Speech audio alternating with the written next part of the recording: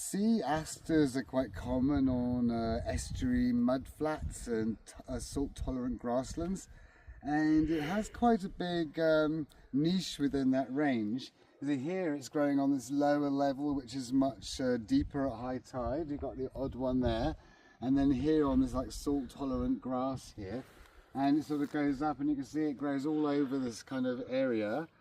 They are perennial plants, a bit like Michaelmas daisies. When they flower, you can see they can be yellow or purple, and they have very succulent leaves like a lot of salt-tolerant plants, and you can eat the stems and the leaves. They're very crunchy, very crunchy and salty, and you can cook them, and that does make them taste a bit better, but they do actually taste quite nice. It's like a lot of the things you find growing aren't that nice, but this is one of the nicer ones.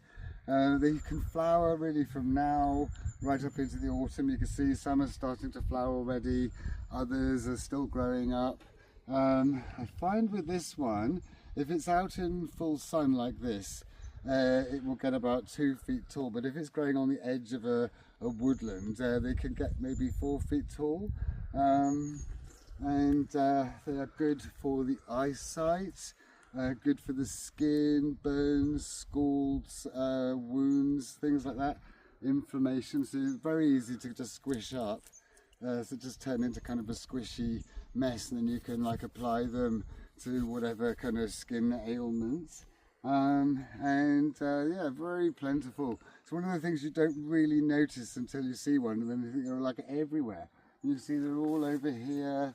At high tide, it varies. I think the water's about kind of here, I suppose, normally. Higher at spring tide, but certainly down here, that would be quite deep. So these ones will be completely under the water at high tide. So they have more of a niche than most seaside plant, most kind of salt-tolerant plants. They kind of like they cover a wide area, even semi-shade. But yeah, there's so many things that grow on estuaries and in salt marshes, and of course even in a drought these plants get watered twice a day by the sea. So yeah, a really good one to look out for, the sea aster.